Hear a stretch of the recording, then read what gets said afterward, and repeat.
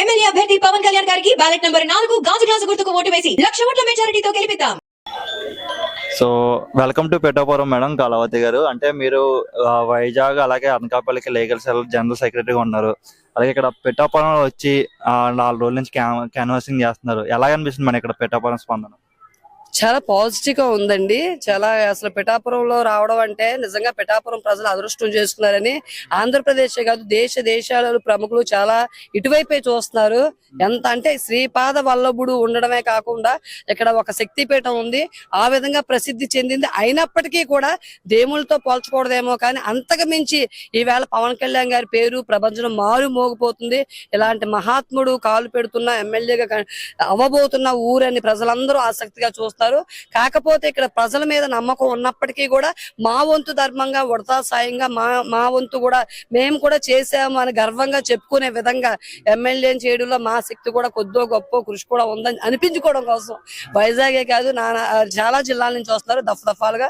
మేము మొన్న ఆదివారం రావడం జరిగిందండి. ఉప్పాడలో కొత్తపల్లి అని మూలపేట కొంచెం అంటే SC కాన్స్టిట్యుయెన్సీ ఉన్న జనాలు ఉన్న ప్లేసెస్ అయినప్పటికీ కూడా వాళ్ళని కూడా కొంచెం అవేర్ చేయడానికి వెళ్ళడం జరిగింది. చాలా అంటే పాజిటివ్ గా అన్ని చోట్ల లేదు కానీ లేని చోట్ల దూర ప్రాంతాల నుంచి వచ్చి మేము కూడా ఎందుకు ఇంతలా శ్రమ పడుతున్నాం, ఎందుకు ఇంతలా చెప్తున్నాం అన్నది వాళ్ళకి అప్పుడు కొంచెం మళ్ళీ కనువిప్పు కలుగుతుంది. ఎందుకంటే కొన్ని చోట్ల పట్టే విడమ అన్నట్టు ఉన్నారు కానీ వాళ్ళని మేము శక్తి కొలది మేము సుప్రయత్నాలు చేసి చెప్తున్నామండి. అప్పుడు బాగుంది. అంటే ఇక్కడ మీరు అన్నారు కదా కొన్ని రిజర్వ్డ్ ఏరియాస్ లో కొంచెం పీపుల్ మోటివేట్ చేశాను, వాళ్ళకి ఎక్స్ప్లెయిన్ చేశారా మేడం? అంటే వాళ్ళు కోల్పోయిన పథకాలు కానీ జరిగిన అన్యాయం కానీ వాళ్ళకి ఎక్స్ప్లెయిన్ చేశారా? చెప్పామండి. ఎందుకంటే పాపం బడుగు బలహీన వర్గాలంటే ఏదో తాత్కాలిక ప్రయోజనాల కోసం ఉపశమనం ఉంటారు. అంటే ఈవేళ దక్కిందే మనకు ఫలితం, రేపు ఎవడు చేస్తాడో ఎవడు ఉంటాడో అనే ఉద్దేశం మీద ఉంటారు.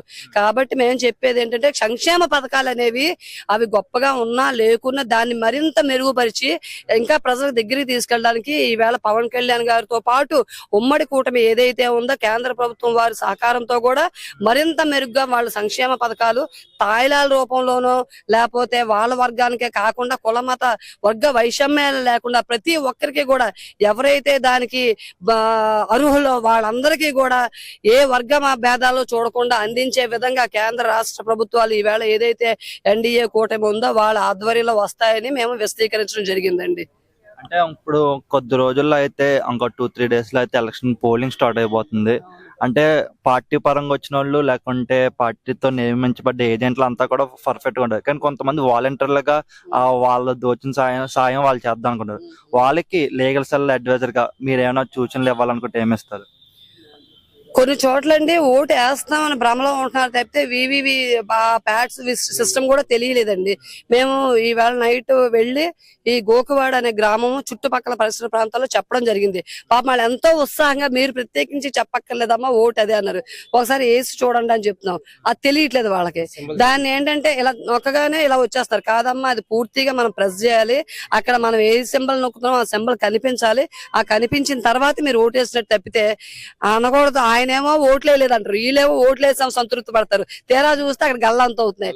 సో అందుకని 1,00,000 మెజారిటీ అని మేమంతా కళ్ళగంటున్నాము, ఇక్కడే పోతుందేమో ఒకసారి జాగ్రత్తగా చూడండి అని కొంచెం వృద్ధులు అనే వాళ్ళకి లేడీస్ కి వాళ్ళకైతే తెలియలేదు. అంటే జనరల్ గా అంటున్నారు అంత దూరం నుంచి వచ్చి మీరు చెప్పక్కర్లేదు మాకు తెలుసు అని అన్నప్పటికీ కూడా ఈ వేళ జరిగిన స్పందన చూసి రావడం మంచిదే అయిందని మాకు అనిపించిందండి. ఎందుకంటే వాళ్ళు అది ఆ తేడా గమనించారు. చాలా చోట్ల మేము ఈవేళ గ్రామంలో ఆల్రెడీ 7 to 9 తిరిగామండి. ప్రతి ఒక్కరు కూడా అవునా అమ్మా అనేసి మళ్ళీ వాళ్ళ ఓన్ గా ప్రెస్ చేసిన తర్వాత సాటిస్ఫై అయ్యారు. అయితే మాకు ఈ తేడా తెలియలేదమ్మా, చెప్తున్నారు కానీ ఏదో గాజు గ్లాస్ వేసేస్తాం అనుకుంటున్నాను చెప్తే ఇలా ఇంత డిఫరెన్స్ లో కూడా నష్టం వాటిల్తుందని మాకైతే తెలియలేదు అని చెప్పాం. అంటే మన ఆత్మసాక్షికి మనం వేస్తున్నాం అనుకుంటున్నాం కానీ అక్కడ చేసే చిన్న మిస్టేక్ వల్ల రావటం లేదు. దానివల్ల మరి ఒక్క ఓటు కూడా వాల్యూ, ఎంత మెజార్టీ తెచ్చినా ఈవెన్ ఒక్క ఓటు కూడా చాలా ఇక్కడ యూస్ఫుల్ కాబట్టి అలా అవేర్ చేయడం జరిగింది. అది వాళ్ళకి మాకు కూడా చాలా సంతృప్తిగా ఉంది. వచ్చినందుకు ఏదో వచ్చామా వెళ్ళామా అని కాకుండా వచ్చినందుకు వాళ్ళని మేము ఎడ్యుకేట్ చేయగలిగామని చాలా సాటిస్ఫాక్షన్ అనిపించిందండి. మీరు అంటే మీరు చెప్పిన పద్ధతి ప్రకారం వాళ్ళు ఓట్లేసి కళ్యాణ్ గారిని 1,00,000 మెజార్టీ నెగ్గిస్తారని చెప్పి మేము కూడా కోరుకుంటున్నాం. థ్యాంక్ యూ ఇంకో విషయం అండి, నిన్న అడ్వకేట్స్ గా మేము వైజాగ్ నుంచి ఒక 50 మంది మేము వచ్చాము. అలాగే ఇక్కడ పిఠాపురం, కాకినాడ దగ్గరలో ఉన్న బార్ అసోసియేషన్ వాళ్ళందరూ వచ్చారు. ఇంచుమించు 200 మంది పిఠాపురం బార్ అసోసియేషన్ నుంచి మొత్తం టౌన్ అంతా తిరిగి లాస్ట్ వరకు కూడా చాలా అవేర్ చేయడం జరిగింది.